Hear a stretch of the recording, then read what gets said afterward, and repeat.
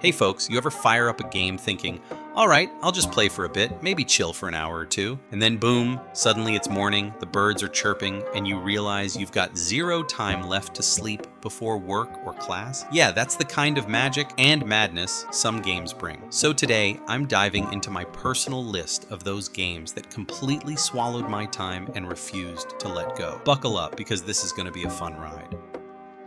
Hogwarts Legacy is every Potterhead's dream come true. On the surface, it's an open-world RPG, but step inside and you'll find pure wizarding magic everywhere. From sneaking into honeydukes for too many sweets to sipping butterbeer in Hogsmeade, every detail feels alive. Flying on a broom or even a hippogriff is pure joy, though maybe skip it right after that butterbeer. The Room of Requirement lets you brew potions, grow herbs, tame magical beasts, and customize everything to your liking. Hogwarts itself is massive, brimming with hidden passages, secrets, and nods to the books and films. The Forbidden Forest? Yep, you'll face down giant spiders and other nightmares in there. The story is surprisingly engaging, packed with memorable characters and twists that keep you hooked. And huge applause for customization, especially the transmog system. Style never takes a backseat to power. For Potter fans or RPG lovers, this game is simply magical. The Witcher 3. Wild Hunt isn't just a game, it's pure magic bottled into an RPG. You step in as Geralt, a grumpy monster slayer with a heart of gold. And suddenly, you're stuck in a world where even a random side quest feels like a full story. Seriously, you'll care more about villagers you just met than characters in most other games. The graphics, still jaw-dropping into an HFF, and the next-gen update just made it prettier than ever. And don't get me started on Gwent, it's dangerously addictive. The Witcher contracts keep you on edge, and the DLCs, absolute gold. Blood and Wine's Toussaint looks like a fairy tale you never want to leave. With multiple endings, you'll never run out of reasons to replay. Honestly, if you haven't played it yet, stop everything. It's cheap, it's timeless, just play it already. Cyberpunk 2077 is the kind of game that reminds you why you fell in love with gaming in the first place. Sure, its launch was messy, bugs, cut content, performance issues, but beneath all that was something truly special. Night City isn't just a backdrop. It's alive, breathing, and telling its own story every time you step out onto the streets. The neon lights, the towering skyscrapers, the small conversations you overhear, they all weave into an atmosphere unlike anything else. And the story? Brutal, emotional, unforgettable. Characters like Johnny Silverhand, Panam, Judy, they stick with you long after you've shut the game down. It feels like a world built with love, ambition, and vision, the kind of bold risk that only CD Projekt Red would dare attempt. After years of patches and updates, it finally shines as it was always meant to. And honestly, that's beautiful. Elden Ring is the definition of ambition realized. From Software took everything they perfected in Dark Souls, Bloodborne, and Sekiro, then blended it into something far grander, far bolder. It's not just another entry, it's the culmination of years of mastery.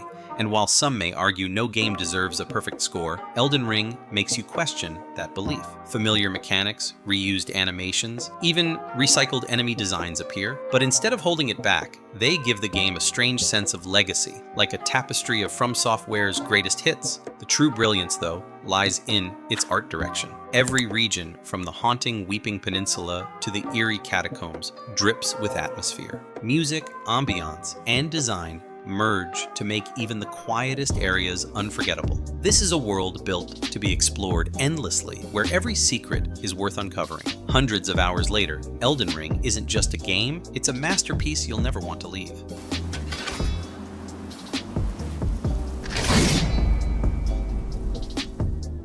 Kingdom Come. Deliverance is one of those rare games that instantly makes you forget everything else in your day. The moment I booted it up, I felt that same excitement I had as a kid rushing home to play. Except this time, I was running home from work, eager to dive back into medieval Bohemia. The forests feel alive, the villages feel real, and honestly, I could spend hours just walking the countryside without even touching a quest. What makes it special is its mix of realism and history. Every sword fight, every choice, every consequence feels weighty. The opening hours are punishing, no doubt. I got beaten senseless by a drunk more times than I'd like to admit, but once you push through, it blossoms into one of the most rewarding RPs ever made. For me, it's not just underrated, it's unforgettable. A true 10-10 experience. Metro Exodus is the game that made me truly appreciate how powerful storytelling in video games can be. Don't get me wrong, Metro 2033 and Last Light laid the foundation beautifully, but Exodus elevated everything. It blended survival, atmosphere, and narrative in a way that just clicked. The detail in the world is staggering. Whether you're sneaking through ruined factories, exploring the frozen Volga, or watching the sun set across the Caspian Desert, every location feels alive with its own history. The writing is carefully crafted, not rushed, and it shows in every conversation with the crew of the Aurora. By the time the credits rolled, I didn't feel exhausted. I felt fulfilled, like I'd just been on a journey worth remembering. Yet there was also this lingering sadness because I wasn't ready to leave. I still wanted to craft, fight, explore, and live in that hauntingly beautiful world again. Baldur's Gate 3 isn't just the best game of 2023, it's one of the best RPGs ever made, period. My first playthrough stretched past 180 hours, and not a single moment felt wasted.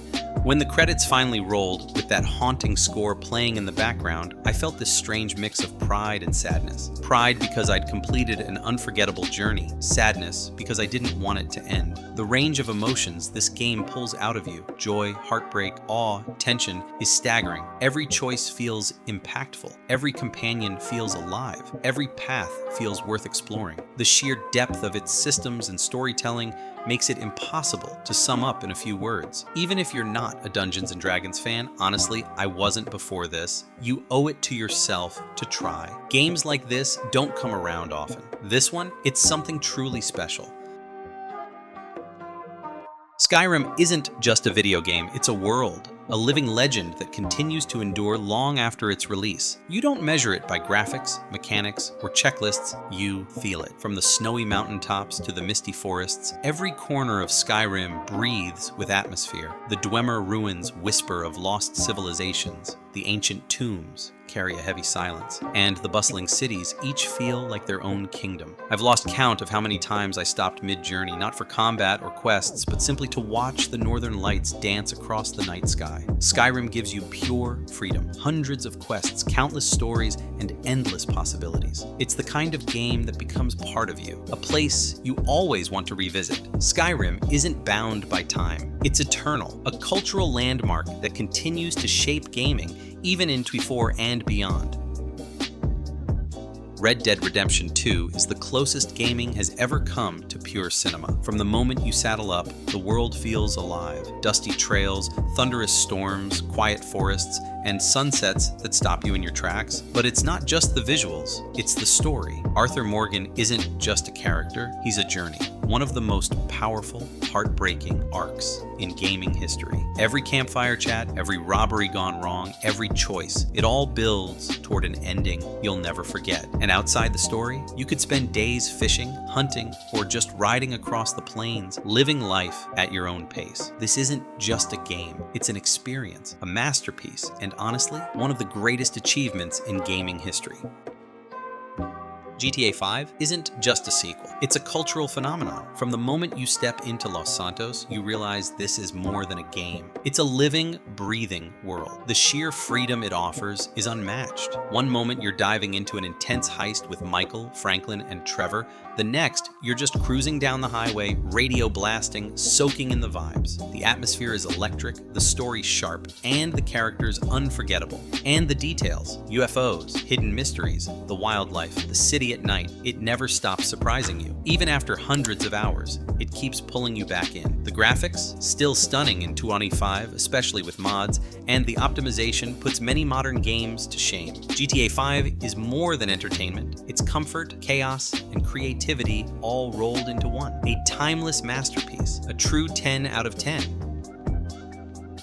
And that wraps up today's review. If you've ever lost track of time with these games, let me know in the comments which one grabbed you the most. Don't forget to hit that like button if you enjoyed the video, and subscribe for more honest reviews and gaming breakdowns. Thanks for watching, stay awesome, and I'll catch you in the next one.